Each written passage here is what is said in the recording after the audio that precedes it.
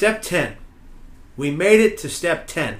Let's give ourselves a round of applause just for that. That was my round of applause, by the way. I hope you're doing it at home as well. If you have a mental health condition, this is what we're going to do.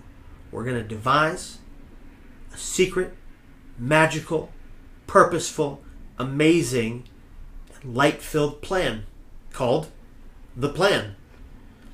If you have a mental health condition, behavioral health challenge, you best create this plan. Think about it. If you had liver, heart, lung disease, you, your doctors, your family, your support network would have to create an emergency health plan. So why in the heck won't you do it for a mental illness? Think about that. Why is the brain thought of as separate, different, aside from the rest of our organs? It's an organ just like the rest. It's the most important one. It controls all the other functions. And so let's include it in our health plan. If you're going to have a mental illness, a behavioral health challenge, develop a very serious mental health plan for you to be safe at all times when you suffer with your symptoms. When that organ is in trouble, just like the rest of those organs we talked about, treatment and planning is completely necessary for healing. So this plan, let's create a plan that opts in your closest personal protectors and peer support networks for your mental health today. Years ago, I created an emergency mental health binder.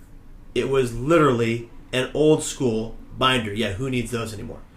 And back then, it was a physical binder that I handed to people closest to me. I think I handed one to my mom and my dad and my family and my friends and my wife. And today, it's an e-file I can share with anyone I want to opt in to my mental health so that I'm not doing this all by myself, which is crucial, and neither should you. The plan will help the following ways. The plan has kept me safe in times of mental health crisis. It's kept my personal protectors informed as to my treatment. It's keeping me self-aware on most occasions so that I know when I'm having a symptom rather than someone else coming and telling me. And it keeps me hopeful in the darkest of times. Here are some things I have done that have helped me build this plan into actionable steps to stabilize. I've opted in my family, members, and friends in my support network. Each of them has a copy of my plan. They know my symptoms, signs, and my struggles of mental illness. And when they see these kinds of issues, they speak up immediately so we can have a dialogue, so we can move toward change, toward action, and on to the way forward. Here are a few suggestions of those that have come up to be a part of my plan. Those who have opted in could be anybody. They could be people like your parents, your legal guardians, those in any kind of parental role in your life. It could be your grandparents if you're adopted or in foster care. Your closest friends, your extended family, significant others, teachers, preachers, psychiatrists, psychologists, psychotherapists, psychopharmacologists, social workers, case managers, school staff, counselors. The list goes on and on. If you like them and you care about them and they care about you, opt them into your plan.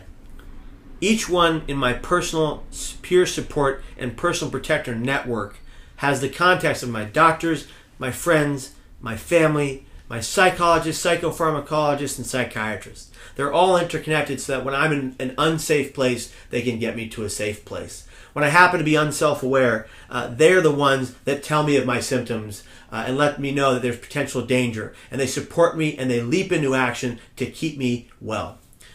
Remember, none of us can do this alone. Not one person is an island and can do anything alone. That takes a great deal of work. We need help all the time. That's why companies have employees. They can't do it by themselves.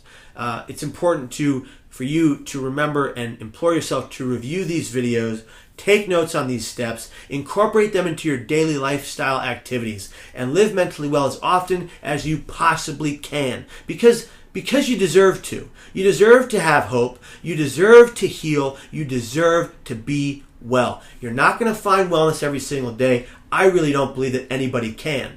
I think it's impossible. But you can find a normal balance, if there is such thing as normal, which we know there's not. You can find a peaceful place in your life where you know that it's okay to fight for your mental health, because it does matter. And frankly, your brain health matters more than anything. Because without your brain and your brain's well-being, where are you going to be? You're going to be in trouble.